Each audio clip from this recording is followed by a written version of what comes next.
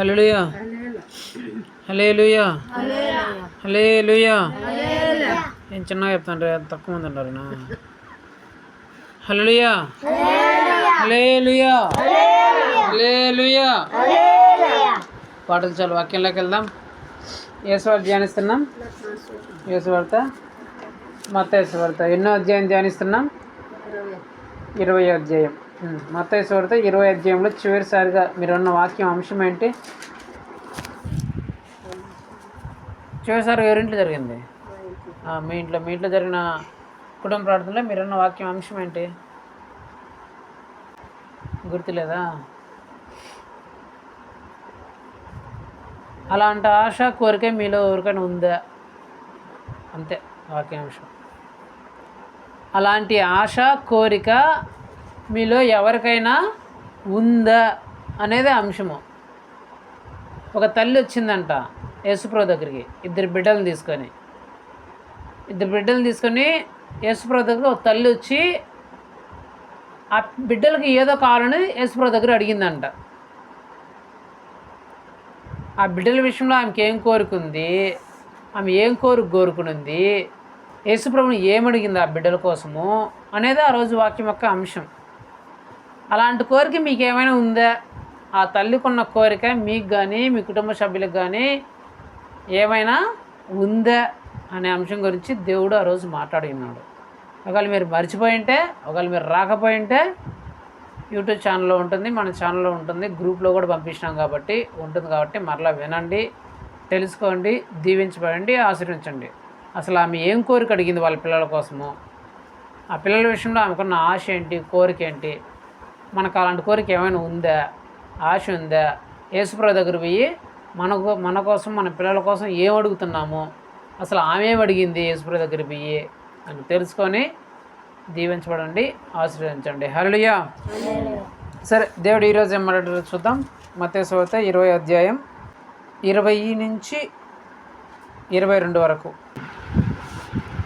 జెబెదయి కుమారులు తల్లి తన కుమారులతో ఆయన యొద్దకు వచ్చి నమస్కారం చేసి యొక్క మనవి చేయబోగా, నీవేమి కోరుచున్నావని ఆయన అడిగెను. అందుకామె, నీ రాజ్యమందు ఈ నా ఇద్దరు కుమారులలో ఒక్కడు నీ కుడివైపును ఒకడు నీ ఎడమ వైపును కూర్చుండ సెలవిమ్మని ఆయనను అడిగెను.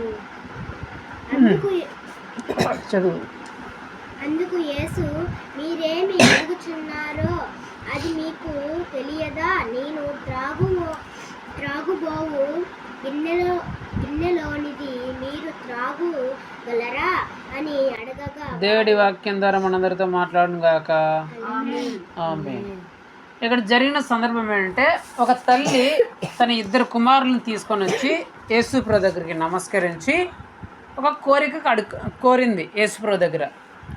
ఆ కోరిక ఏంటంటే, ప్రభువా, పరలోక రాజ్యమందు స్వర్గంలో ఈ భూమి అంతా అంతమైపోయిన తర్వాత అందరూ పరలోకం చేరిన తర్వాత ఆ పరలోక రాజ్యంలో నువ్వు కూర్చోంటావు కదా, నువ్వు కూర్చొని ఉన్నప్పుడు నాకు ఇద్దరు కుమారులు ఉన్నారు.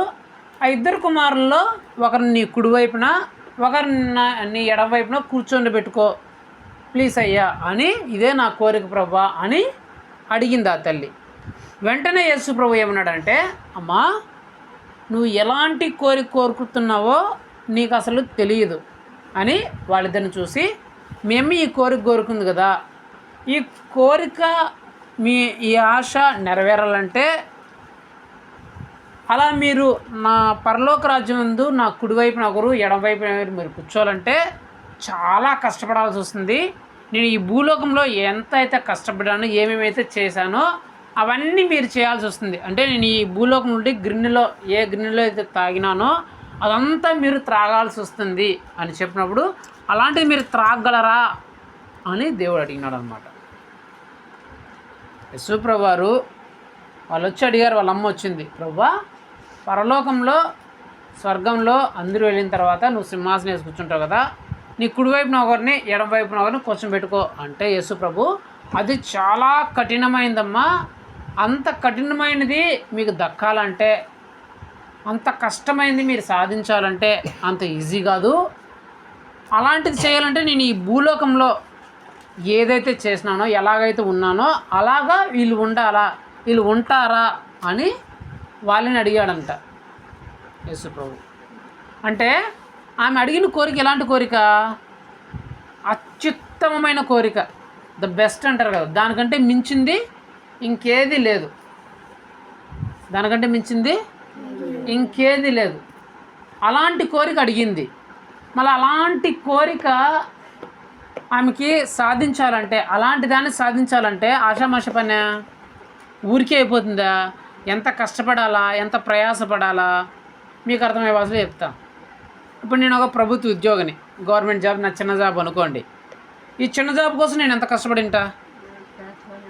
కష్టపడి ఉంటానో, రాత్రి మొగులు అన్నము మానేసి, అది మానేసి, క్రికెట్లు, ఈ ఆటలు, సరదాలు, షికార్లు మానేసి, సినిమాలు, షికార్లు మానేసి, ఫ్రెండ్స్తో ఎంజాయ్మెంట్ అన్నీ మానేసి కూర్చొని చదివింటేనే నాకు ఈ జాబ్ వచ్చింది, ఈ చిన్న జాబు. అదే నేను కలెక్టర్ చదవాలనుకుంటే ఊరికే అయిపోతుందా? కోరుకుంటేనే అయిపోతుందా? నేను కలెక్టర్ అయిపోవాలి కూర్చొని కలెక్టర్ అయిపోవాలంటే అంటే అయిపోతుందా? దానికి ఎంత కష్టపడాలా? కలెక్టర్ అవ్వాలంటే ఇంకెంత కష్టపడాలి, ఇంకా ఎక్కువ కష్టపడాల్సి వస్తుంది, ఇంకా ఎక్కువ శ్రమ పడాల్సి వస్తుంది. కలెక్టర్ కంటే ఇంకా మించింది చేయాలంటే ఇంకా ఎక్కువ కష్టపడాల్సి వస్తుంది. అంటే మనం అత్యుత్తమమైనది కోరుకునే ఎంతైతే కోరుకుంటామో దానికి తగినట్లుగా కష్టము, శ్రమ అనేది ఖచ్చితంగా ఉంటుంది. అలాగా మనం ఏదో చిన్న 5,000 రూపాయలు 10,000 రూపాయల జాబ్ అనుకో, అంత కష్టపడాల్సిన అవసరం లేదు. ఏమైనా కష్టపడాల్సిన అవసరం ఉందా? 5,000 10 రూపాయల జాబ్కి అవసరం లే. ప్రైవేట్ జాబ్ కష్టపడాల్సిన అవసరం లే, అంత ఎక్కువ కష్టపడాల్సిన పని లేదు. గవర్నమెంట్ జాబ్ సంపాదించుకోవాలంటే ఇంకొంచెం ఎక్కువ కష్టపడాలా, అంతే కదా. ఆ గవర్నమెంట్ జాబ్లో కూడా మంచి పెద్ద గవర్నమెంట్ జాబ్ సంపాదించుకోవాలంటే ఇంకా ఎక్కువ కష్టపడాల్సి వస్తుంది. అంటే ఉత్తమమైనది నువ్వు కోరుకుండే దాన్ని బట్టి దాన్ని పొందుకునే ఆ నియమాలు కూడా, ఆ షరతులు కూడా చాలా కష్టంగానే ఎక్కువగానే ఉంటాయి. ఇంకా చెప్పాలంటే సర్పంచ్ అవ్వాలనుకో, ఊర్లో సర్పంచ్ అవ్వాలంటే కొంచెం ఎక్కువ కష్టపడాల్సి వస్తుంది. ఏం చేయాలి? ఊర్లంతా తిరగాల, పల్లెంతా తిరగాల, అంతే కదా. సర్పంచ్ అవ్వాలంటే కొంచెం ఎక్కువ కష్టపడాల్సింది. మరి ఎమ్మెల్యే అవ్వాలంటే ఇంకా ఎక్కువ కష్టపడాల్సి వస్తుంది, అంతే కదా. ఎమ్మెల్యే అవ్వాలంటే ఇంకా ఎక్కువ కష్టపడాల్సి వస్తుంది. అదే సీఎం అవ్వాలంటే ఇంకా దానికి మించి ఇంకా ఎంత కష్టపడాలో అంత కష్టపడాల్సి వస్తుంది సీఎం అవ్వాలంటే. అదే పిఎం అవ్వాలంటే అసాధ్యంలా కనిపిస్తుంది. ఎప్పుడురా మనం పిఎం అయ్యేది, ఎప్పుడురా ప్రధానమంత్రి అయ్యేది.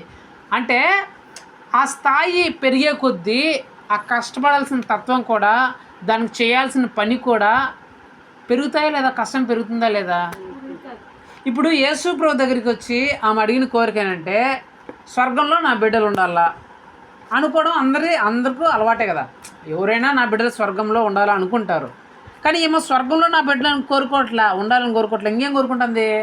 స్వర్గంలో నా బిడ్డలు ఉండేది కాదు నాకు కావాల్సింది, నా బిడ్డలు స్వర్గంలో నువ్వు ఎక్కడ కూర్చో అంటే నీ కుడివైపున ఒకడు ఎడవైపున ఒకడు కూర్చోవాలా అని అడిగింది. స్వర్గంలో ఉండాలంటే సింపుల్ అంటే పాపాలు ఒప్పుకొని బాప్టిజం పొందితే చాలు, నువ్వు స్వర్గానికి వెళ్ళిపోతావు.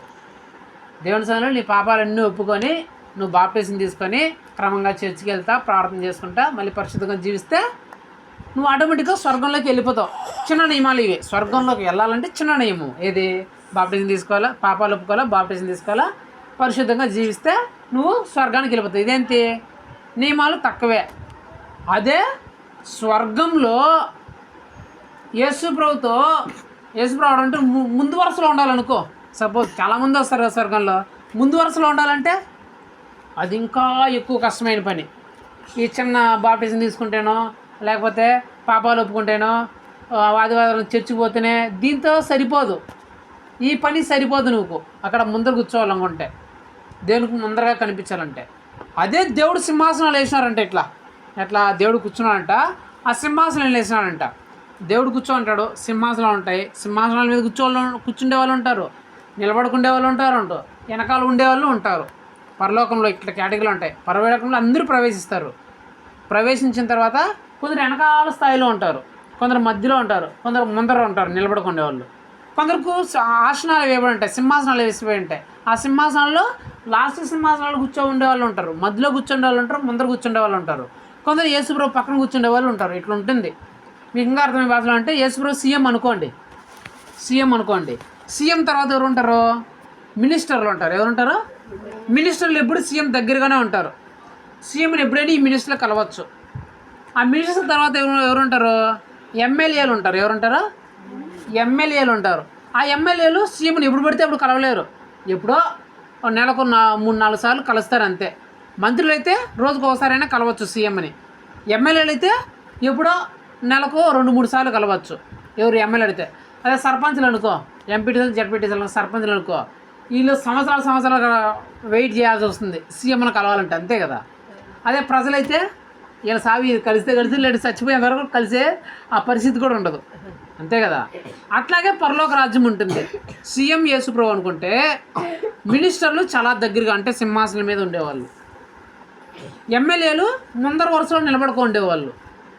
సర్పంచ్లు, ఉప సర్పంచ్లు మధ్యలో మధ్యలో ఉండేవాళ్ళు. ప్రజలు లాస్ట్లో ఉండేవాళ్ళు. ఇట్లా ఉంటారనమాట అక్కడ కూడా. అంటే తక్కువ ఏదో బాప్టిజం తీసుకోవాలంటే తీసుకున్నాము అనే రకంగా జీవించాలో లాస్ట్లో జీవిస్తారనమాట. లాస్ట్లో ఉంటారు పరలోక రాజ్యంలో. కొంచెం బాప్టిజం తీసుకొని కొంచెం దేవుని కోసం ఎక్కువ కష్టపడే వాళ్ళు మధ్యలోకి వస్తారు. ఇంకొంచెం ఎక్కువ కష్టపడే వాళ్ళు, బిడ్డల్ని పిల్లలను అంతని వదులుకొని దేవుని కోసం కష్టపడే వాళ్ళు ఎక్కడికి వస్తారు? ముందు వరుసలోకి వస్తారు. అట్లా కాకుండా యేసుప్రభు కోసం చచ్చిపోయింటారు చూడండి, చంపబడి ఉంటారు, నరకబడి ఉంటారు. వీళ్ళు చూడండి, వీళ్ళు ఎక్కడ ఉంటారంటే సింహాసనాల మీద ఉంటారు. ఇది వరుస. ఇప్పుడు ఏం కోరిక కోరుకునింది? ప్రభా నా పిల్లలు స్వర్గంలోకి వెళ్తే చాలు అనే కోరుకోల. స్వర్గంలోకి వెళ్ళే కోరిక అయితే చిన్న నియమాలే, చిన్న షరతులే, చిన్న కండిషన్లు. ఏంటి? పాపాలు ఒప్పుకొని బాప్టిజం పొందుకొని పరిశుద్ధంగా జీవిస్తే నువ్వు స్వర్గంలోకి వెళ్ళిపోతావు. చిన్న నియమాలు. అదే ప్రభా మధ్యలో వరుసలో ఉండాలంటే బాప్టిజంతో సరిపోదు, నువ్వు చర్చికి వెళ్తే సరిపోదు, వెళ్ళి సువార్త ప్రకటించాలా, ఆయన కోసం నిందలు అవమానాలు పడాలా. ఇవన్నీ పడితేనే నువ్వు మధ్యలోకి వస్తావు. అలాగ నువ్వు ముందు వరుసలో రావాలనుకో, నీ బిడ్డల్ని పిల్లల్ని నీ పనులు అన్నీ వదులుకొని దేవుని సేవకే అంకితం అయిపోవాలా. అప్పుడు ముందు వరుసలోకి వస్తావు. ఒకవేళ నువ్వు సింహాసనాల మీద కూర్చోవాలనుకో, సింహాసనం మీద కూర్చోంటే నువ్వు సచ్చేపోవాలా, నువ్వు అతసాక్షి అయిపోవాలి దేవుని కోసం. వాళ్ళు చంపేసినా సరే నువ్వు ఒప్పుకుంటే రకంగా ఉండాలి. అట్లా కాకుండా దేవుడు ఇట్లా ఇప్పుడు యేసుప్రభు ఇట్లా కూర్చోని అనుకో, ఇట్లా కుడివైపున కూడా ఎడమవైపున కూడా మీరు కూర్చున్నారు అనుకో, ఇట్లా కూర్చోవాలంటే ఇంకా చచ్చిపోయేదానికంటే ఇంకా మించిన చేస్తేనే అది సాధ్యం. అంటే నువ్వు కోరిక ఏదైతే కోరుకుంటావో, నువ్వు కోరుకునే ఆ కోరికను బట్టి నువ్వు చేయాల్సిన శ్రమ కష్టాలు కూడా పెరుగుతాయి, కఠినమైన నియమాలు కూడా పెరుగుతాయి, కండిషన్స్ కూడా పెరుగుతాయి. ఏమి కోరుకున్నది అత్యుత్తమమైన కోరిక ఏంటి? యేసుప్రభుతో పాటు పరలోకంలో ఇట్లా కుడివైపున ఒకరు ఎడమవైపున ఒకరు కూర్చోవాలనే కోరుకున్నది. దీనికంటే మించిన కోరిక ప్రపంచంలోనే ఏది ఉండదు. కాబట్టి యేసుప్రభు ఏం చెప్తున్నాడంటే, అమ్మా నువ్వు ఎలాంటి కోరిక కోరుతున్నావో నీకు తెలియదు, నీకు అర్థం కావట్లా, ఏదో కోరుకుంటేస్తాను అంతే, కుడివైపు ఉండాలా ఎడమవైపు ఉండాలని. కానీ అట్లా కుడివైపున ఎడమవైపున కూర్చోవాలంటే వాళ్ళు ఎంత కష్టపడాలో, ఎన్ని కండిషన్స్, ఎన్ని నియమాలు ఉంటాయో, ఎలాంటి పరిస్థితులు వాళ్ళు ఎదుర్కోవాలో ఇవన్నీ మీకు తెలియదమ్మా అని వాళ్ళు చూసి, ఏమయ్యా మేమే ఇట్లా చెప్తాంది, నా కుడివైపున ఎడమవైపున మిమ్మల్ని కూర్చోబెట్టుకుని చెప్తాంది, అలా కూర్చోబెట్టుకోవాలంటే నేను త్రాగిన గిన్నెలోనిది మీరు తాగలరా అని అడిగాడంట. యేసుప్రభు ఏం తాగినాడు? గిన్నెలోడు తాగినాడు కదా. ఏం తాగినాడు? సమస్త మానవాళి పాపాన్ని తాగినాడు. వ్యస్తమైన తోటలో శిలువ మరణాన్ని పొందాడు. ఎలా పొందాడో మీకు తెలుసు, అవన్నీ చెప్పేదానికి టైం లేదు. ఆయన పుట్టినప్పటి నుంచి చనిపోయే వరకు ఆయన ఎలా బ్రతికాడో అలా బ్రతకాలంట, ఏమేం చేసినాడో అలా చేయాలంట, ఎంత పరిశుద్ధంగా ఉన్నాడో అంత ఉన్నాడంట, ఎన్ని శ్రమలు అనిపించాడో అన్ని అనిపించాలంట, ఎన్ని దెబ్బలు తిన్నాడో అట్లా దెబ్బలు తినాలంట, ఎట్లగా చంపబడ్డాడో అట్లగా చంపబడ్డాలంట, ఎట్లగా సిలువ వేయబడ్డాడో అట్లగా సిలువ వేయబడాలంట, మళ్ళీ పుండుతనం ఎట్లా వచ్చాడో అట్లా బ్రతకాలంట. అట్లా ఉంటే తప్ప అలాంటివి సాధ్యం కాదు. ఇలా నేను చేసినాను, ఇలా మీరు చేయగలరా అంటే వాళ్ళు చేస్తాం ప్రభువా, ఏదో సింపుల్గా నోటి మాట ప్రకారం చెప్పేశారంట. ఆమె ఏమనింది? ఏదో కోరుకోరు కాబట్టి యేసుప్రభు దగ్గరకు వచ్చేసి పరలోక రాజ్యంలో నీ కుడివైపున ఎడవైపున కూర్చోబెట్టుకోవడం కోరుకుంటేసింది. వీళ్ళు మేము త్రాగేస్తామని చెప్పేస్తున్నారు. కానీ నోటి మాటలతో చెప్తున్నారు, కానీ అది అంతా ఆషామాష ఆయన వ్యవహారం కాదు. నేను కూడా చెప్పేస్తా మా అమ్మకి, ఎరా కలెక్టర్ అవుతుంటే అయిపోతామ్మా అని చెప్పేస్తా. నేను కూడా కలెక్టర్, అంత ఆషామాష కలెక్టర్ అయిపోవడం అంటే చెప్పేసినంత సులువు కాదు కదా. నేను కూడా చెప్పేది సీఎం అయిపోతా, నేను రేపే సీఎం అయిపోతా, ఈసారి ఎలక్షన్లో నేను నిలబడి సీఎం అయిపోతాను, నేను కూడా చెప్పేస్తాను మాటల్లో. కానీ సాధించాలంటే అంత ఆషామాష ఏదో మాటల్లో చెప్పినంత ఈజీగా ఉండదు ఆ కోరుకునేది సంపాదించుకోవాలంటే. సో దేవుడు ఈరోజు ఈ అంశం నుంచి, ఈ మాటల నుంచి దేవుడు ఈరోజు మనందరితో ఏం మాట్లాడబోతున్నాడంటే, చాలామంది తమ వ్యక్తిగత జీవితంలో కావచ్చు, తమ కుటుంబ జీవితాల్లో కావచ్చు, తమ సేవా జీవితంలో కావచ్చు, మరి ఏ విషయంలోనే కావచ్చు, కొన్ని కోరికలు కోరుతూ ఉంటారు యేసుప్రభు దేవుని దగ్గర. యేసుప్రభు దగ్గరికి వచ్చి కొన్ని కోరికలు కోరుతూ ఉంటారు. మాకు ఇది కావాలా, అది కావాలని కోరికలు కోరుతుంటారు. ఆ కోరికలు అత్యుత్తమమైన కోరికల్లాగా ఉంటాయి, అన్నిటికంటే మించిన కోరికల్లాగా ఉంటాయి, చాలా మంచి కోరికల్లాగా ఉంటాయి. అయితే ఆ కోరికలు కోరుతున్నాం కదా, ఆశపడుతున్నాం కదా, ప్రభా నాకు ఇది కావాలా, నాకు ఇది కావాలని కోరుతున్నాం కదా. ఎలాగైతే మనం కోరికలు కోరుతున్నామో వాటిని నెరవేర్చుకోవడానికి ఆ నియమాలని, ఆ పద్ధతులను పాటిస్తున్నామా అనేది వాక్యాంశం. నువ్వు కోరికేమో అత్యుత్తమమైన కోరిక కోరుతున్నావు, మరి అత్యుత్తమైన కోరికను ఆ సంపాదించుకోవడానికి, ఏదైతే నువ్వు కోరుకున్న సంపాదించుకోవాలనుకుంటున్నావో ఆ కోరికకి కఠినమైన నియమాలు, నిబంధనలు ఉంటాయి. మరి వాటిని పాటిస్తున్నావా లేదా అనేది అంశం. ఏంటి, నీ కోరిక అత్యుత్తమైనదే అయితే దాన్ని సంపాదించుకోవడానికి అవసరమైన కఠినమైన నియమాలను, నిబంధనలు నువ్వు పాటిస్తున్నావా? పాటిస్తేనే పాటిస్తేనే దక్కుతుంది. పాటించకపోతే నువ్వు కోరుకున్నంత మాత్రాన దక్కదు. అది నువ్వు ఆశపడినంత మాత్రాన దక్కదు. నేను ఐఏఎస్ అయిపోవాలి, కలెక్టర్ అయిపోవాలని ఆశపడినంత మాత్రాన దక్కదు. అది నేను సీఎం అయిపోవాలని ఆశపడినంత మాత్రాన దక్కదు. అది ఐఏఎస్ అవ్వాలన్నా, సీఎం అవ్వాలన్నా, లేకపోతే ఇంకేదైనా కోరుకున్నది దక్కాలన్నా దానికి కొన్ని నియమాలు, కొన్ని పద్ధతులు, కొన్ని క్రమాలు, కొన్ని కఠినమైన వాటిని పాటించవలసిన, వాటిని చేయవలసిన వాటివి ఉంటాయి. అవి చేస్తేనే అది దక్కుతుంది. కొందరు పోలీసు కావాలనుకుంటారు. పోలీసు నేను అయిపోవాలంటే డ్రెస్ వేసుకుంటే అయిపోతామా?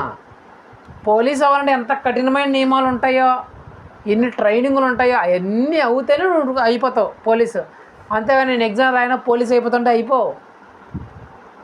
అలాగా ప్రతి ఒక్కరి జీవితంలో ఇలాగ ఉంటాయి. విద్యార్థులు అయితే, చదువుకున్న వాళ్ళు అయితే, నేను మంచి కాలేజీలో సీటు కొట్టాలా, ఎక్కువ మార్కులు సంపాదించుకోవాలా అనే కోరికలు ఉంటాయి. చదువు అయిపోయిన వాళ్ళైతే నేను మంచి సాఫ్ట్వేర్ జాబ్ సంపాదించుకోవాలా, ₹1,00,000 వచ్చే జాబ్ సంపాదించుకోవాలా అనే కోరిక ఉంటుంది, ఆశ ఉంటుంది. కొందరికైతే గవర్నమెంట్ జాబులు సంపాదించుకోవాలా అనే కోరిక, ఆశ ఉంటుంది. తల్లిదండ్రులకైతే పిల్లలు మంచి భవిష్యత్తు ఉండాలి, మంచి భర్త భార్య వాళ్ళ పిల్లలు రావాలని కోరికలు ఉంటాయి. ఉద్యోగాలు చేస్తున్న వాళ్ళకి మంచి ప్రమోషన్లోకి వెళ్ళాలని కోరికలు, ఆశలు ఉంటాయి. వ్యాపారాలు చేస్తున్న వాళ్ళకి వ్యాపారాలు బాగా అభివృద్ధి చెందాలా, బాగా లాభాలు రావాలని కోరికలు ఉంటాయి. సేవ చేసే వాళ్ళకి సేవ బాగా ఫలించాలా, అనేక ఆత్మలు రక్షింపబడాలనే కోరికలు, ఆశలు ఉంటాయి. అంటే పిల్లలు మొదలుకొని ముసలోళ్ళ వరకు అందరికీ కోరికలు, ఆశలు ఉంటాయి. అవి అత్యుత్తమైనవి ఉంటాయి.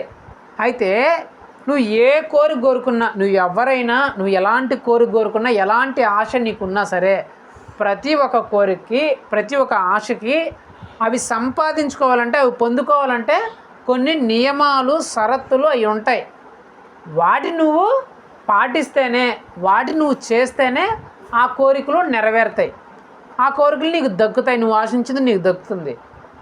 అవి నువ్వు చేయకపోతే, వాటిని నువ్వు పాటించకపోతే నీ కోరికలుగా నిలిచిపోతాయి తప్ప అవి నీకు దక్కవు. నీ కళలాగానే ఉంటుంది తప్ప అవి దక్కే పరిస్థితి ఉండదు.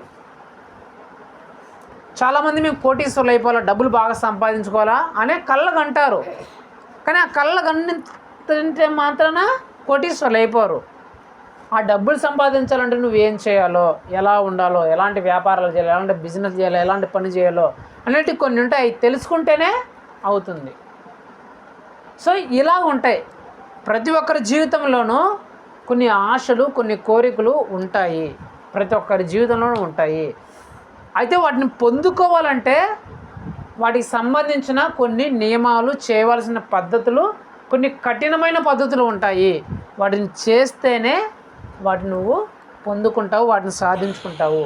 అవి చేయకుండా నువ్వు ఇక్కడ కూర్చొని ప్రభా నాకు అది అయిపోవాలి ప్రభా, నాకు ఇది అయిపోవాలి ప్రభా, నా పిల్లలకి ఇది అయిపోవాలి ప్రభా, నా బిడ్డలకు అది అయిపోవాలి ప్రభా, మా వ్యక్తి జీవితంలో ఇది అయిపోవాలి ప్రభా, నా కుటుంబంలో ఇది అయిపోవాలి ప్రభా, నా సేవ జీవితంలో ఇది అయిపోవాలి ప్రభా, నా వ్యాపారంలో ఎట్లా రావాలి, నా ఉద్యోగంలో ఎట్లా రావాలని నువ్వు ఎంతగా ప్రార్థన చేసినా, ఎంతగా ఏడ్చినా ఏం ప్రతిఫలం ఉండదు. అందుకే బైబిల్ కూడా ఒక మాట ఉంటుంది, క్రియలు లేని విశ్వాసం వ్యర్థమంట. అంటే పని చేయకుండా నువ్వు ఇక్కడ కూర్చొని ప్రభా ప్రభా ప్రభా అని నువ్వు ఎంత చేసినా కూడా వ్యర్థం అంట. నువ్వు చేయాల్సిన పని చేసి అప్పుడు దేవుడిని అడిగితే దేవుడు నీకు ప్రతిఫలం ఇస్తాడు. నువ్వు కోరుకున్నదంటే 100 రెట్లు ఇస్తాడు. అట్లాగా నువ్వేం చేయకుండా ఇక్కడ కూర్చొని ప్రభా ప్రభా నాకు ఇచ్చే ప్రభా ప్రభా ప్రభా నేను కలెక్టర్ అయిపోవాలి ప్రభా ప్రభా ప్రభా నేను సీఎం అయిపోవాలి ప్రభా నేను కూర్చోంటే నీకేం రాదు. నువ్వు ఏదైతే చేయాలో ఆ పని చేయి. అది సాధించడానికి నువ్వు ఏదైతే చేయాలో ఆ పని చేసి ఆ తర్వాత నువ్వు దేవుడిని అడిగితే అప్పుడు దేవుడు నీకు మీద జాలి చూపించి నువ్వు కష్టపడిన దానికంటే ఎక్కువ రెట్టింపుగా దేవుడు నీకు ఇస్తాడు. అది ఏ విషయంలో అయినా కావచ్చు, నీ వ్యక్తిగత జీవితంలో కావచ్చు, నీ కుటుంబ విషయంలో కావచ్చు, నీ పిల్లల విషయంలో కావచ్చు, నీ తల్లిదండ్రుల విషయంలో కావచ్చు, మరి ఏ విషయంలోనే కావచ్చు. నువ్వు ఎలాంటి కోరిక కోరుతున్నావో ఆ కోరిక తగినట్టుగా ఆ పనులు నువ్వు చేస్తున్నావా లేదా, వాటిని సాధించడానికి అవసరమైన పనులు నువ్వు చేస్తున్నావా చేయట్లేదా అనేది నువ్వు చాలా జాగ్రత్తగా ఆలోచించుకోవాలి. నాకు ఉద్యోగం కావాలా అని నువ్వు కోరుకుంటున్నావు, మరి ఆ ఉద్యోగానికి సంపాదించడానికి అవసరమైన ఆ వెతుకులాట నీలో ఉందా, ఆ జ్ఞానం పెంచుకునే ఆ స్థితి నీలో ఉందా, దానికోసం నువ్వేమైనా పరితపిస్తున్నావు అని మనం చూసుకోవాలి. ఇలాగుంటాయి. అయితే బైబిల్లో నేను ఒక ముగ్గురిని చూపించాలనుకుంటున్నా. ముగ్గురు వాళ్ళకి ఎలాంటి కోరికలు ఉన్నాయి, వాటిని సాధించుకోవాలంటే ఏం చేయాలా, ఏంటి కఠినమైన నియమాలు ఉన్నాయి అనేది 3 మాత్రం చూపించేసి నేను ముగించి. చాలా ఉన్నాయి చెప్పాలంటే, అందరి గురించి చెప్పచ్చు, పిల్లల నుంచి ముసలి వరకు అందరి గురించి చెప్పచ్చు, కానీ నేను 3 గురించే చెప్పాలనుకుంటున్నా. కాబట్టి ఆ 3 ఏంటి అనేది చూసుకొని నేను ముగించేస్తా. మొట్టమొదటిగా ఎవరి జీవితంలో అయినా ఆశీర్వదించబడాలనే కోరిక అందరికీ ఉంటుంది, అంతే కదా. ఎవరి జీవితంలో అయినా సరే ఆశీర్వదించబడాలా, నేను నా పిల్లలు ఆశీర్వదించబడాలని కోరిక ఉంటుంది. అది డబ్బుల విషయంలో కావచ్చు, ఇంటి విషయంలోనూ కావచ్చు, భూముల విషయంలోనూ కావచ్చు, పిల్లల చదువు విషయంలోనూ కావచ్చు, వ్యక్తిగత జీవితంలో విషయంలో కావచ్చు, చేస్తున్న పని విషయంలోనూ కావచ్చు, ఉద్యోగ వ్యాపార విషయంలోనూ కావచ్చు, మరి ఏ విషయంలోనూ కావచ్చు ఆశీర్వదించబడాలా, మేము చేస్తున్న అన్ని విషయాల్లో మాకు ఆశీర్వాదం రావాలా అని ప్రతి ఒక్కరూ కోరుకుంటూ ఉంటారు, ఆశిస్తుంటారు, దేవుని దగ్గర కూడా ప్రార్థిస్తుంటారు. ఎవరైనా కావచ్చు, ప్రభా మమ్మల్ని ఆశీర్వదించండి, ఈ విషయంలో మమ్మల్ని ఆశీర్వదించండి, ఈ విషయంలో మమ్మల్ని హెచ్చించండి, అన్ని విషయంలో మేము బాగా అభివృద్ధి చెందేలా మాకు సహాయం తెచ్చేయండి ప్రార్థిస్తూ ఉంటారు కదా. అయితే అట్లా నువ్వు ఆశీర్వాదాన్ని నువ్వు కోరుకున్నప్పుడు ఆ ఆశీర్వాదాన్ని పొందుకోవాలంటే చెప్పే కదా, ఏ కోరిక నువ్వు కోరుకున్నా సరే దాన్ని పొందుకోవాలంటే కొన్ని నియమాలు, కండిషన్లు ఉంటాయి. మరి ఆశీర్వాదాన్ని నువ్వు పొందుకోవాలంటే, అందరికంటే ఎక్కువగా నువ్వు ఆశీర్వదించబడాలంటే, నీకు అలాంటి అత్యుత్తమైన కోరిక నీలో ఉండి నువ్వు అందరికంటే ఎక్కువగా ఆశీర్వదించబడాలంటే, నీ ఉద్యోగంలో కావచ్చు, నువ్వు చదువులో కావచ్చు, నువ్వు చేస్తున్న పనుల్లో కావచ్చు, వ్యాపారంలో కావచ్చు, సేవలో కావచ్చు, మరి ఏ విషయంలో అయినా కావచ్చు, నువ్వు అందరికంటే అత్యధికంగా ఆశీర్వదించబడాలంటే, అభివృద్ధి చెందాలంటే నువ్వు చేయాల్సిన పని, ఆ కఠినమైన నియమాలు, పద్ధతులు ఏంటంటే చూడండి, చదువుతాను వినండి. ఆదికాండం 12వ అధ్యాయం 1వ వచనం నేను చదువుతాను, మీరు వినండి. యెహోవా నీవు లేచి నీ దేశం నుండి, నీ బంధువుల యొద్ద నుండి, నీ తండ్రి ఇంటి నుండి బయలుదేరి నేను నీకు చూపించే దేశమునకు వెళ్ళుము. నిన్ను గొప్ప జనముగా చేసి నిన్ను ఆశీర్వదించి నీ నామమును గొప్ప చేయుదును. నీవు ఆశీర్వాదముగా ఉందువు. నిన్ను ఆశీర్వదించు వారిని ఆశీర్వదించుదును, నిన్ను దూషించే వారిని శపించదను. భూమి యొక్క సమస్తములు నీ యందు ఆశీర్వదించబడినని అబ్రహాముతో అనగా. యెహోవా అబ్రహాముతో చెప్పినట్టు అబ్రహాము వెళ్ళెను. అంటే నువ్వు అందరికంటే అత్యధికంగా ఆశీర్వదించబడాలంటే దేవుడు ఇక్కడ చెప్తున్న మాట ఏంటంటే నిన్ను గొప్ప జనముగా చేస్తాను. ఎవరైతేనా 75 ఏళ్ళ ముసలోడు. ఎన్ని సంవత్సరాలు? 75 ఏళ్ళ ముసలోడు, పిల్లలు లేరు, గొడ్రాలు భార్య ఏమో గొడ్రాలు, 75 ఏళ్ళ ముసలోడు, ఏదో ఆ ఊర్లో తినడానికి ఉండడానికి ఉన్న వ్యక్తి, అంతే, అంతకుమించి ఏం లేదు. ఇలాంటి వ్యక్తిని దేవుడు చూసి నువ్వు నేను చెప్పినట్టు చేస్తే నేను ఎలాగ ఆశీర్వదిస్తానంటే నిన్ను ఒక గొప్ప జన్మగా చేస్తా, ఆకాశ నక్షత్రం వాళ్ళ కంటే ఎక్కువగా నేను చేస్తా. ఒక బిడ్డగో లేడు అతనికి ఇంతవరకు, గొడ్రాలు. అలాంటి వ్యక్తిని నీకు ఎంతమంది బిడ్డనిస్తానంటే చుక్కలు ఎన్ని ఉన్నాయో ఆ చుక్కలన్నీ నువ్వు లెక్క పెట్టగలవా? ఆ చుక్కల కంటే ఎక్కువ మంది నీకు సంతానాన్ని నేను ఇస్తాను అని చెప్తున్నాడు. రెండోదిగా ఏం చెప్తున్నా అంటే నేను గొప్ప జన్మగా చేస్తా, అంటే నీకంటే మించిన వాళ్ళు ఈ ప్రపంచంలో ఎవ్వరు ఉండరు. దాన్ని ఎందుకు తీసుకుంటానమ్మా? హల్లెలూయా. ఈ ప్రపంచంలో ఉన్న అందరికంటే గొప్ప వ్యక్తిగా నేను చేస్తా. నేను ఎలాగ ఆశీర్వదిస్తానంటే నీకున్న ఆశీర్వాదం ఎవ్వరికి ఉండదు. ఇంకా ఎట్లంటే నువ్వు ఎవరైతే ఆశీర్వదిస్తావో వాళ్ళు ఆశీర్వదించబడతారు, నిన్ను ఎవరైతే ఆశీర్వదిస్తారో వాళ్ళు ఆశీర్వదించబడతారు, నిన్ను ఎవరైతే శపిస్తారో వాళ్ళు శపించబడతారు. నిన్ను ఎవరైతే నువ్వు బాగుండాలా అని ఎవరైతే నేను అంటారో వాళ్ళు బాగుంటారు, నిన్ను ఎవరైతే చెడిపోవాలని కోరుకుంటారో వాళ్ళు చెడిపోతారు. నిన్ను ప్రపంచంలో ఉన్న అందరికంటే ఎక్కువగా ఆశీర్వదిస్తాను అని చెప్పాడంట. అయితే ఇవన్నీ నీకు రావాలంటే కండిషన్ ఏంటి? నువ్వు నీ దేశాన్ని విడిచిపెట్టాలా, నీ బంధువులను, స్నేహితులను, నీ కుటుంబాన్ని, నీ తల్లిదండ్రులని వీళ్ళందరినీ విడిచిపెట్టి నేను చూపించిన దేశంలోనికి నువ్వు రావాలి. వస్తేనే ఇది ఆశీర్వాదం. అంటే ప్రపంచంలో ఉన్న అందరికంటే అత్యధికంగా ఆశీర్వదించబడాలంటే నియమం కూడా కఠినంగానే ఉంటాయి కదా. ఈ ఊరిలో ఉండే అందరికంటే నువ్వు ఎక్కువ డబ్బులు ఉండగలిగిన వ్యక్తి ఉండాలంటే, అందరికంటే భూములు, ఆస్తులు ఎక్కువ నీకే ఉండాలంటే ఊరికే అయిపోతుందా? నువ్వు ఎంత కష్టపడాలా, నీకు ఎన్ని కఠినమైన నియమాలు ఉంటే నువ్వు ఎంత కష్టపడితే నీకు వస్తుంది, అంతే కదా. అలాగే ప్రపంచంలో ఉన్న అందరికంటే ఎక్కువగా నువ్వు ఆశీర్వదించబడాలంటే దానికున్న నియమాలు కూడా అంతే కఠినంగా ఉంటాయి. ఆ కఠినమైన నియమం ఏంటంటే నువ్వు ఇప్పుడు వరకు ఏదైతే చేస్తున్నావో వాటన్నిటిని వదిలేయాల అని చెప్తున్నాడు అన్నమాట. అతను ఏం చేస్తున్నాడు? ఇప్పటివరకు విగ్రహారాధన చేస్తున్నాడు. ఏం చేస్తున్నాడు?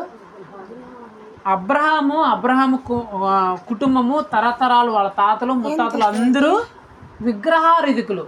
అంటే విగ్రహాలను పూజిస్తేవాళ్ళు, విగ్రహాలను నమ్ముకునేవాళ్ళు. యేసుప్రభు ఏం చెప్తున్నాడు? ఆ విగ్రహాలకు సంబంధించిన వాటన్నిటిని విడిచిపెట్టేయాల. ఫస్ట్ ఏం చేయాలా? వేటిని? విగ్రహాలనే కాదు, విగ్రహాలకు సంబంధించిన వాటన్నిటిని విడిచిపెట్టాలి నువ్వు. అంటే ఎవరు వదిలేయాలి? ఇప్పుడు విగ్రహాలకు సంబంధించిన వాటిని, ఆ విగ్రహాలతో సహవాసం ఉన్న వాళ్ళని కూడా వదిలేయాల. ఇప్పుడు తన ఊరిని, తన తండ్రిని, తల్లి ఇంటి వారిని, తండ్రి ఇంటి వారిని ఎందుకు వదిలేయమన్నాడు? వాళ్ళు కూడా విగ్రహాలతో సంబంధం కలిగిన వ్యక్తులు. ఆ ఊరిని ఎందుకు వదిలేయమన్నాడు? వాళ్ళు కూడా ఆ విగ్రహారాధనలో ఉన్నవాళ్ళు. తన స్నేహితులను, బంధువులను ఎందుకు వదిలేయమన్నారు? వాళ్ళు కూడా ఆ విగ్రహాలకు సంబంధించిన వాటిలో ఉన్నవాళ్ళు. అంటే దాని అర్థం ఏంటంటే నీ ఇంటి వాళ్ళందరం వదిలేసుకోమని కాదు. ఆ విగ్రహాలకు సంబంధించిన వాటిని వదిలేయాలా. రెండోదిగా ఆ విగ్రహాలతో సహవాసం కలిగిన వ్యక్తులతో నువ్వు సహవాసం చేయకూడదు. అర్థమైందా? విగ్రహాలను వదిలేయాలా. ఆ విగ్రహాలకు సంబంధించిన కార్యక్రమాలని నువ్వు విడిచిపెట్టేయాలి. వాటి జోలికి నువ్వు వెళ్ళకూడదు. తినాలి చేస్తాను, బండ్లు కట్టానని చెప్పేసి ఎగేసుకుంటే వెళ్ళిపోకూడదు. చాందిని బండ్లు కట్టినారు, ఆ బండ్లు కట్టినారు, ఈ బండ్లు కట్టినారు అనేసి. ఆ విగ్రహాలకు సంబంధించిన ఆ సహవాసం చేస్తున్న వ్యక్తులతో నువ్వు వెళ్ళి ఫ్రెండ్షిప్ చేయకూడదు. చేస్తే ఏమవుతుంది? ఆ తాగుబోతులు నిన్ను కూడా తాగుబోతులు చేస్తారు. అక్కడ ఎగిరే వాళ్ళు నిన్ను కూడా అక్కడ ఎగిరిస్తారు. ఆ విగ్రహాల దగ్గర పూజలు చేసేవాళ్ళు నీ దగ్గర కూడా అన్నీ చేయిస్తారు. అంటే ఆ విగ్రహాలను విడిచిపెట్టేయాల, ఆ విగ్రహాలకు సంబంధించిన ఆ కార్యక్రమాలను విడిచిపెట్టేయాల, ఆ విగ్రహాలతో సహవాసం చేస్తున్న వాళ్ళతో స్నేహాన్ని కూడా నువ్వు విడిచిపెట్టేసి ఎక్కడికి రావాలా? ఆయన చూపించిన ఆ స్థితికి రావాలి. ఏంటి ఆ స్థితి? పరిశుద్ధులతో సహవాసం, విశ్వాసులతో సహవాసం, ప్రార్థన, బైబుల్ ధ్యానం, దేవుని వాక్యంలో గడపడం, దేవునికి సంబంధించిన విశ్వాసులతో ఇలా కుటుంబ ప్రార్థనలో ఇలాంటి స్థితిలోనికి నువ్వు రావాలా. అర్థమైందా? పూర్తిగా వాటిని విడిచిపెట్టేసి పూర్తిగా వీటిలోకి వస్తేనే నీకు అందరికంటే అత్యధికమైన ఆశీర్వాదం.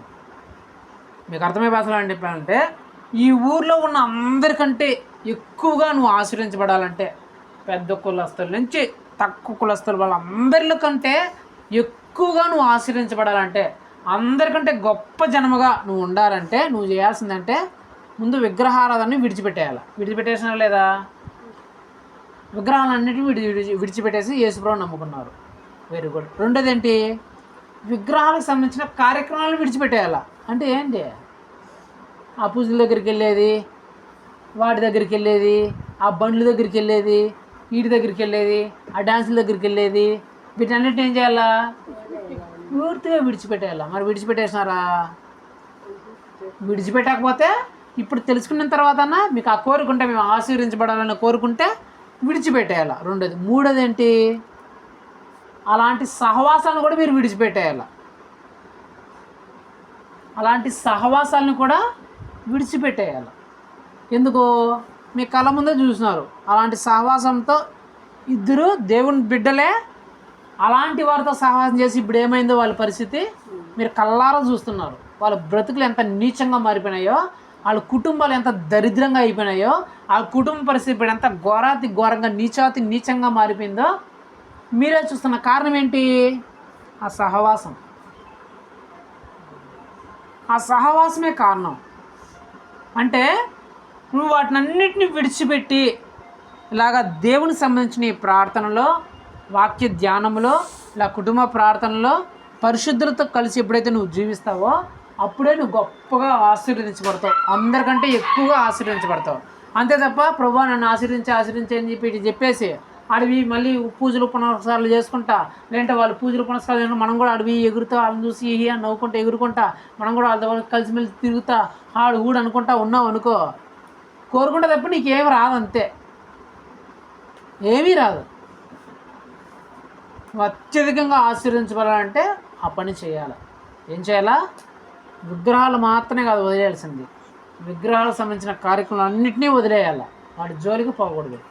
ఆ సహవాసంతో కూడా నువ్వు విడిచిపెట్టేయాలి. ఆ విగ్రహారాధికుల సహవాసాన్ని కూడా నువ్వు విడిచిపెట్టేసి నీకైతే పరిశుద్ధులతో దేవుని నమ్ముకున్న బిడ్డలతో స్నేహం ఉండాలా.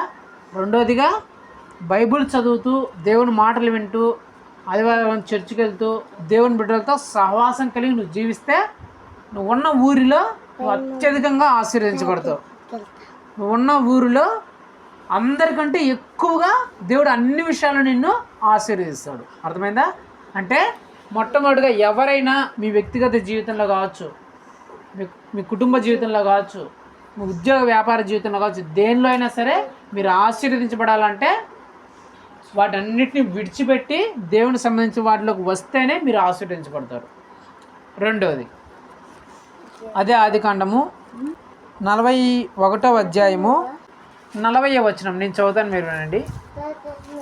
నీవు నా ఇంటికి అధికారివై ఉండవలను, నా ప్రజలందరూ నీకు విధేయులై ఉందురు, సింహాసన విషయంలో మాత్రమే నేను నీకంటే పైవాడినై ఉందనని యోసేపుతో చెప్పెను. మరియు ఫరో చూడుము, ఐగుప్తు దేశం అంతటి మీద నిన్ను నియమించి ఉన్నానని యోసేపుతో చెప్పెను. మరియు ఫరో తన చేతినున్న తన ఉంగరమును తీసి యోసేపు చేతికి పెట్టి సన్నపు నార బట్టలు అతనికి తొడిగించి అతని మెడకు బంగారు గొలుసు వేసి తన 2వ రథం మీద అతన్ని ఎక్కించెను. అప్పుడు వందనము చేయుడని అతని ముందర జనులు కేకలు వేసిరి. అట్లు ఐగుప్తు దేశం అంతటి మీద అతను నియమించెను. మరియు ఫరో యోసేపుతో, ఫరోను నేనే, అయినను నీవు సెలవు లేక ఐగుప్తు దేశం అంతటను ఏ మనుష్యుడును తన చేతినైనను కాలినైనను ఎత్తకూడదని చెప్పాను. ఇక్కడ జరిగిన సందర్భం అంటే యోసేపు ఎవరు? యోసేపు ఒక దేశానికి రాజు తర్వాత రాజు అయినాడు. మన భాష చెప్పంటే ప్రధానమంత్రి అయినాడు. ఏమైనాడు? ఒక దేశానికి ప్రధానమంత్రి అయినాడు. ఇప్పుడు ఎలాగైతే మనకు ప్రధానమంత్రి నరేంద్ర మోదీ గారు ఉన్నారో అలాగే యోసేపు ఒక దేశానికే ప్రధానమంత్రి అయినారు. ఈ యోసేపు ఎక్కడి నుంచి ప్రధానమంత్రి అంటే ఫస్ట్ జైల్లో ఖైదీగా వచ్చినాడు ఆ దేశానికి. ఎలా వచ్చినాడు? లేదా పని మనిషిలాగా వచ్చినాడు. ఎట్లా వచ్చినాడు? ఆ దేశానికి పని మనిషిలాగా వచ్చిన ఆ వ్యక్తిని దేవుడు ఎలాగ మార్చాడంట? ఆ దేశంలోకే అధికారిగా, ఆ దేశంలోకే పెద్దగా, ఆ దేశానికే రాజుగా చేసినాడంట. అర్థమైందా? ఆ దేశంలో పని మనిషిగా వచ్చిన ఆ వ్యక్తిని ఆ దేశానికి రాజు అవడం అంటే మామూలు విషయమా? మామూలు విషయమా? మీ స్కూల్లో ఉన్నావు అనుకో, నువ్వు స్కూల్కి పోతావు కదమ్మా, నువ్వు స్కూల్లో స్టూడెంట్గా పోయినా నువ్వు మీ స్కూల్కి ప్రిన్సిపల్ అయిపోగలవా? హెడ్ మాస్టర్ అయిపోగలవా? కుదురుతుందా? చిన్న స్కూల్కి వెళ్తున్న అమ్మాయి ఆ స్కూల్కి హెడ్ మాస్టర్ అవ్వాలంటే ఎంత కష్టము, అంతే కదా. సపోజ్ ఈ ఊరికి నువ్వు వలస వచ్చినావు అనుకో, ఈ ఊరికి వలస వచ్చిన నువ్వు ఈ ఊరిలో సర్పంచ్ అవ్వాలంటే అంత ఆషామాషి విషయమా? లేదు. ఈ ఊరిలో అత్యంత పేద వ్యక్తి అనుకో, నువ్వు పని మనిషి అనుకో, ఓ హోటల్లోనో లేకపోతే ఇంట్లో పని చేసుకుంటున్న పని మనిషి అనుకో, ఇలాంటి పని మనిషి నువ్వు ఆ దేశానికి ప్రధానమంత్రి అవడం అంటే ఆషామాష విషయమా? ఒక పని మనిషి దేశానికి ప్రధానమంత్రి అవ్వగలడా? అవ్వాలంటే ఎంత కష్టపడాల్సి వస్తుంది. ఇప్పుడు నరేంద్ర మోడీ గారు ఉన్నారు, ఆయన ఫస్ట్ ఏం పని చేసేవాడు? ప్రధానమంత్రి కాకముందు టీ అమ్ముకుంటాడు. టీ అమ్ముకునేవాడు. ఏమయ్యేవాడు? ఏం చేస్తాడు? టీ అమ్ముకుంటే ఆయన ఈరోజు దేశానికి ప్రధానమంత్రి అయినాడు కదా. మరి ఆయన ఊరికే టీ అమ్ముకునే ఆ ప్లేస్ నుంచి ప్రధానమంత్రి ఊరికే అయిపోతారా? ఇప్పుడు ప్రపంచంలో ఈ దేశంలో ఎంతమంది టీ అమ్ముకునే వాళ్ళు ఉన్నారు కదా, వాళ్ళందరూ ప్రధానమంత్రి అయిపోతారా? మరి నరేంద్ర మోడీ గారు టీ అమ్ముకునే స్థాయి నుంచి ప్రధానమంత్రి స్థాయికి వెళ్ళినారంటే ఏదో ఊరికే అయిపోయింటాడా? అసలు ఎన్ని కఠినమైన నియమాలు పద్ధతులు ఆయన పాటించుంటే, ఎంత కష్టపడింటే ఈరోజు ప్రధానమంత్రి స్థాయికి వెళ్ళింటారు, అంతే కదా. అంటే ఒక చిన్న సాధారణ వ్యక్తి ఆ ప్రపంచంలో ఉన్న అందరికంటే అతనే పెద్ద అవ్వాలంటే అది ఎంతో గొప్ప కోరిక, ఎంతో ఆశ, ఎంతో ఉత్తమమైన కోరిక. ఒక టీ అమ్ముకునే వ్యక్తి ప్రధానమంత్రి అవ్వాలంటే, లేదా యోసేపు విషయంలో ఒక బానిస, ఒక పని మనిషి, ఒక ఇంట్లో పని చేసుకునే పని మనిషి ఆ దేశానికి రాజు అవ్వాలంటే అది ఆషామాషా విషయం కాదు. ఊరికే అనుకుంటే అయిపోతారా? అయిపోరు. దానికి చాలా కఠినమైన నియమాలు, కఠినమైన పద్ధతులు ఉంటాయి. ఆ కఠినమైన నియమాలు, పద్ధతులు ఏమైతే పాటించాడో దాన్ని బట్టే దేవుడు యోసేపును పని మనిషిగా వచ్చినా సరే ఆ దేశానికి ప్రధానమంత్రిగా చేసినాడు, అంతే కదా. యోసేపు పని మనిషిగా వచ్చినా ఆ దేశానికి ప్రధానమంత్రిగా చేసినాడు. ఇలాగా మనకు కూడా కోరుకుంటుంది. ఏమని? చదువుకునే బిడ్డలైతే మా స్కూల్లో నేనే టాపర్ రావాలా, మా కాలేజీలో అందరికంటే నేనే టాపర్ అయి ఉండాలా, ఫస్ట్ నేనే రావాలా, మా యూనివర్సిటీలో నేనే ఫస్ట్ ఉండాలా అని ఉంటుంది. ఉద్యోగం చేసే వాళ్ళైతే అందరికంటే ఎక్కువ శాలరీ వచ్చేది నాకే ఉండాలా అంటుంది. వ్యాపారం చేసే వాళ్ళైతే అందరికంటే ఈ ఊళ్ళో చుట్టుపక్కల ప్రాంతంలో ఉండే వాళ్ళందరికంటే ఎక్కువ వ్యాపారంలో ఫస్ట్ టాప్ నేనే ఉండాలా అని ఉంటుంది. సేవ చేసే వాళ్ళకైతే సేవ విషయంలో నేనే అందరికంటే ఎక్కువ ఆత్మను రక్షించాలని కోరుకుంటుంది. అంటే ప్రతి ఒక్క వ్యక్తికి అందరికంటే నేనే గొప్పగా ఉండాలా, అందరి మీద నేనే అధికారినై ఉండాలా అనే ఆశా కోరిక ఉంటుంది. మరి ఆశా కోరిక ఉన్నంత మాత్రం అయిపోతారా? దానికి సంబంధించిన కొన్ని కఠినమైన నియమాలు, పద్ధతులు ఉంటాయి. మరి యోసేపు పని మనిషి నుంచి ఆ ప్రధానమంత్రి ఆ స్థాయికి వెళ్ళడానికి ఆయనకి దేవుడు పెట్టిన కఠినమైన నియమము, పద్ధతులు ఏంటో తెలిసిన ఏంటంటే చూడండి, అదే ఆదికాండము 39వ అధ్యాయము 7 నుంచి నేను చదువుతాను, మీరు వినండి. అటు తర్వాత అతని యజమాని భార్య యోసేపు మీద కన్ను వేసి తనతో శయనించమని చెప్పాను. అయితే అతడు ఒప్పక, నా యజమానుడు తనకు కలిగినదంతయు నా చేతికి అప్పగించిన కదా, నా వశమున తన ఇంటిలో ఏమి ఉన్నదో అతడు ఎరుగడు. ఈ ఇంటిలో నాకంటే పైవాడు ఎవడనూ లేడు.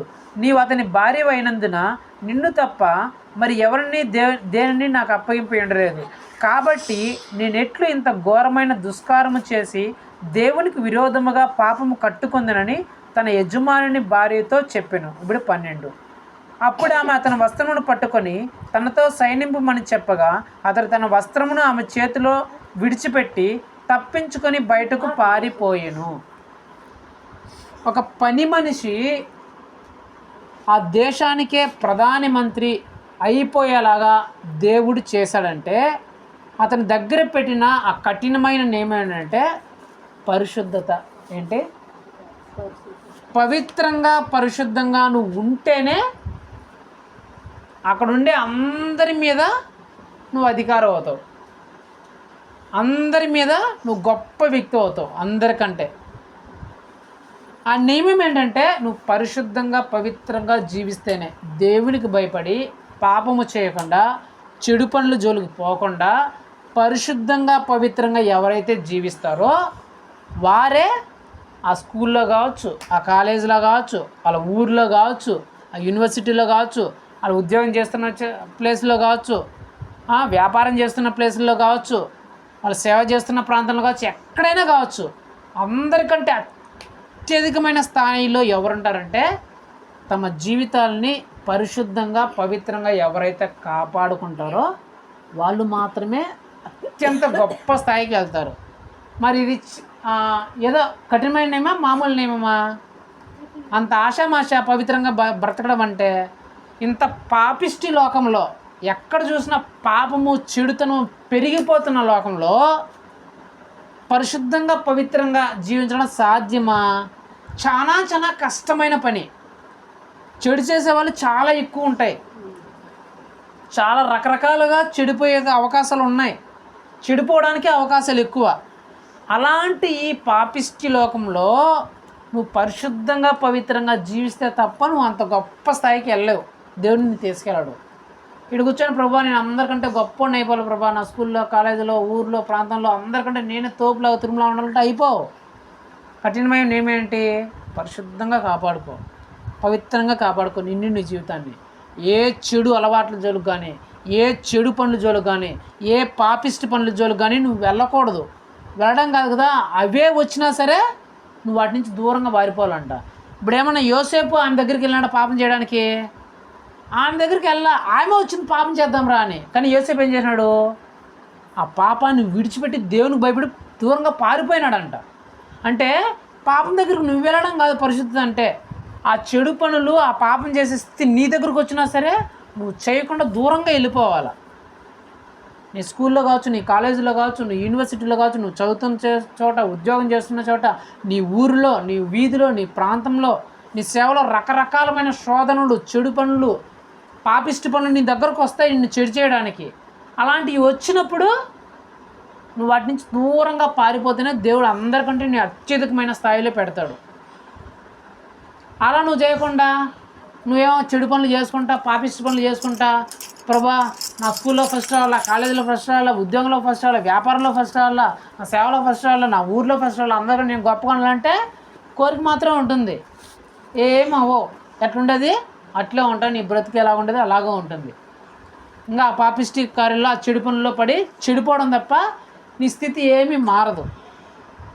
అంటే రెండోదిగా నువ్వు అందరికంటే గొప్ప స్థాయిలో ఉండాలంటే కఠినమైన నియమం ఏంటంటే ఈ పాపిష్టి లోకంలో పాపాలు చెడు పనులతో నిండిపోయిన ఈ లోకంలో నిన్ను నువ్వు పరిశుద్ధంగా పవిత్రంగా కాపాడుకోవాలి దేవుని భయం కలిగి.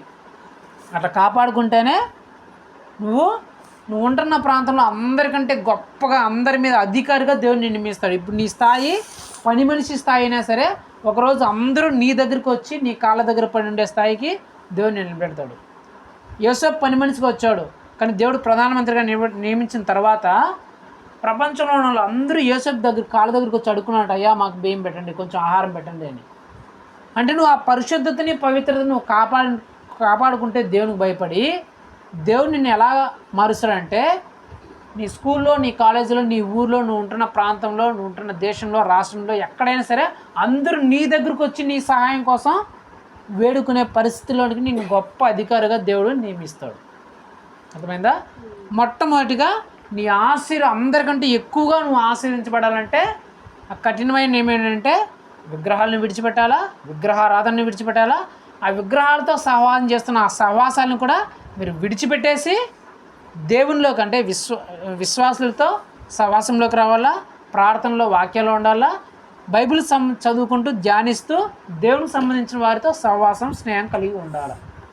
రెండోదిగా అందరి మీద నువ్వు అధికారివై అందరికంటే గొప్ప స్థాయిలో నువ్వు ఉండాలంటే ఈ పాపిష్టి లోకంలో, చెడు పనులతో నిండిపోయిన ఈ లోకంలో నిన్ను నువ్వు దేవునికి భయపడి పరిశుద్ధంగా పవిత్రంగా కాపాడుకుంటూ పరిశుద్ధంగా పవిత్రంగా జీవించాలి. ఇంకా చివరిగా మూడోది అదే మత్తయి సువార్త 19వ అధ్యాయం 29వ వచనం నేను చదువుతాను, మీరు వినండి. నా నామము నిమిత్తము అన్నదమ్ములనైనను, అక్క చెల్లెండ్రనైనను, తండ్రినైనను, తల్లినైనను, పిల్లలనైనను, భూములనైనను, ఇండ్లనైనను విడిచిపెట్టిన ప్రతివాడును 100 రెట్లు పొందును, ఇదియుగాక నిత్య జీవమును స్వతంత్రించుకును. ఒక వ్యక్తికి 100 ఇండ్లు, 100 ఎకరాల భూములు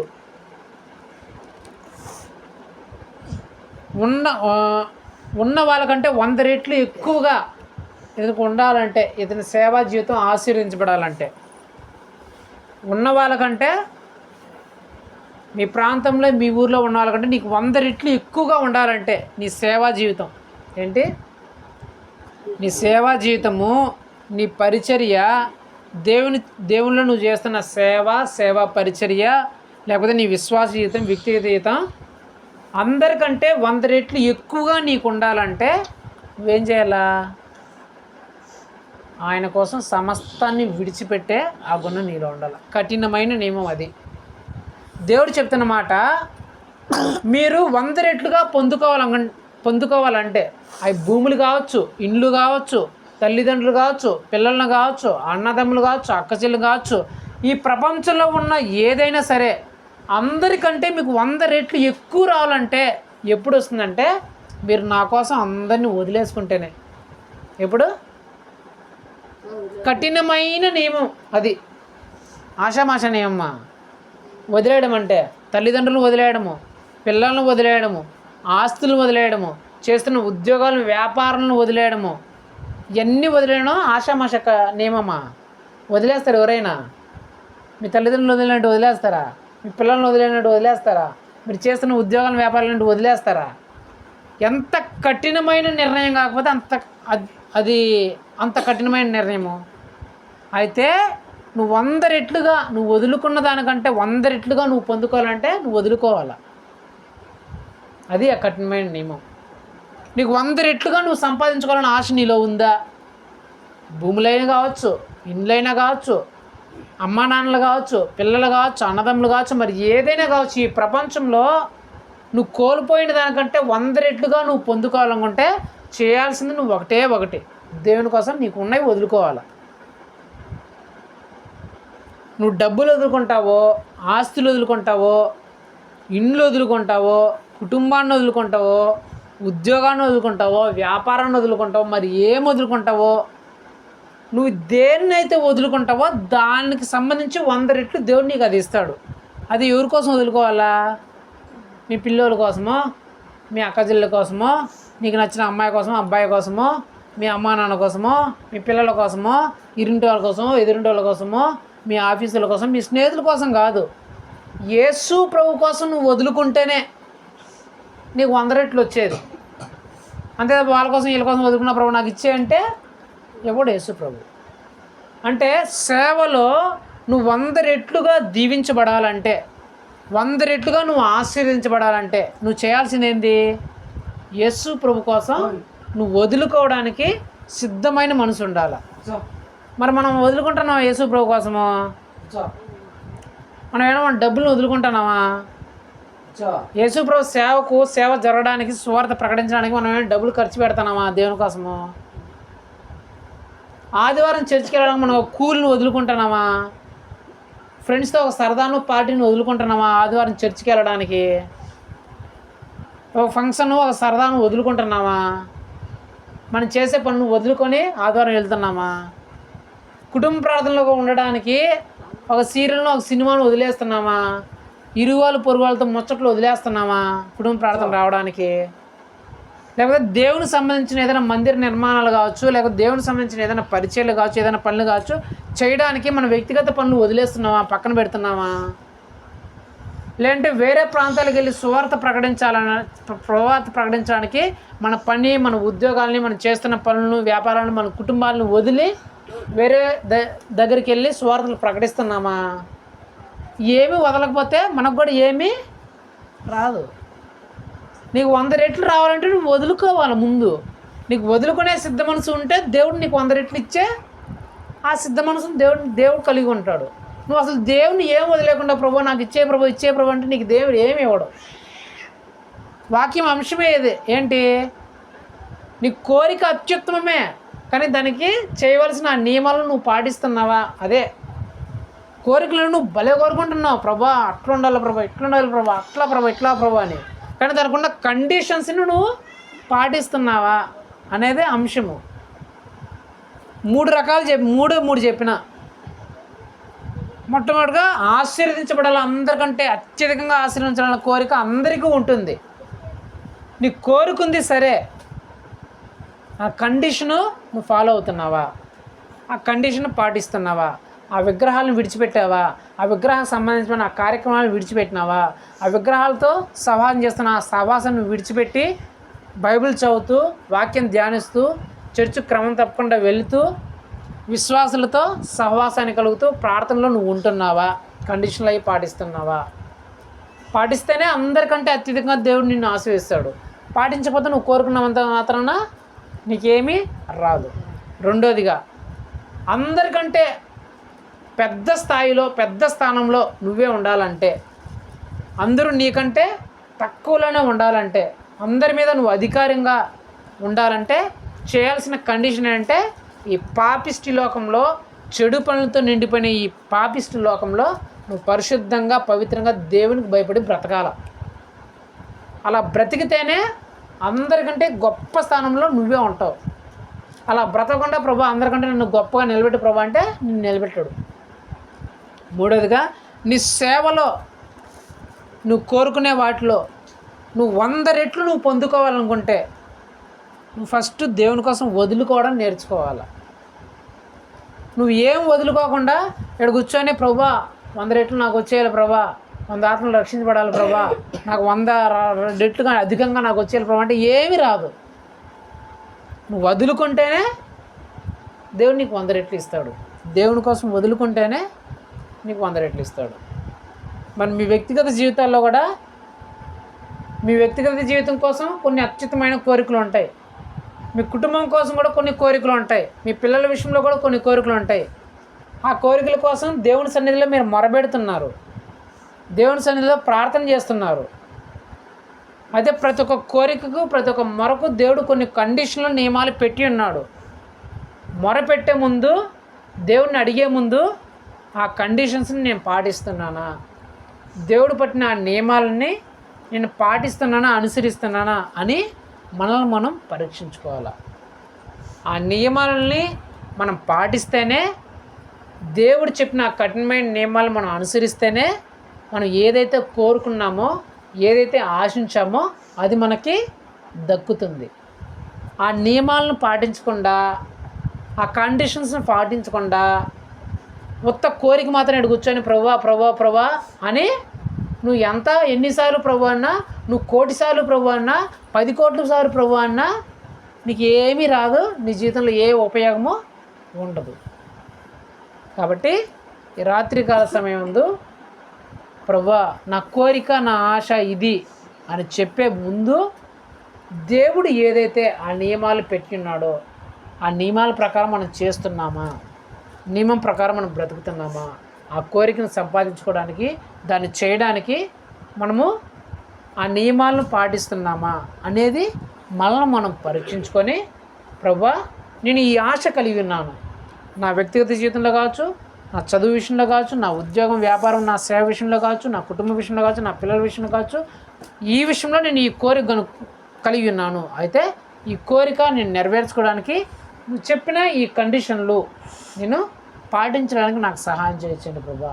ఆ కండిషన్లు పాటిస్తేనే నాకు ఆ కోరిక దక్కుతుంది, నా ఆశ నెరవేరుతుంది. కాబట్టి ఆ కండిషన్లు పాటించేటట్లు నన్ను నేను సిద్ధం చేసుకోవడానికి సహాయం దయచేయండి ప్రభా అని చెప్పేసి ప్రార్థన చేసుకుందాం. కళ్ళు మూసుకొని ప్రార్థన చేసుకుందాం. మహోన్నతుడ, సర్వోన్నతుడ, సర్వశక్తుల దేవ, యేసయ్యా నీ బలమైన శ్రేష్టమైన పరిశుద్ధమైన నామం బట్టి నీకు స్తోత్రం చెల్లిస్తున్నాం ప్రభా. ఈ రాత్రికాల సమయంలో ప్రభా నా ద్వారా మీరు మా అందరితో మాట్లాడిన ప్రతి ఒక్క మాటను బట్టి నీకు స్తోత్రం చెల్లిస్తున్నాం ప్రభా. చాలామంది తండ్రి తమ జీవితాల్లో అత్యుత్తమమైన కోరికలను కోరుకుంటున్నారు, ఆశలను కలిగి ఉన్నారు ప్రభా.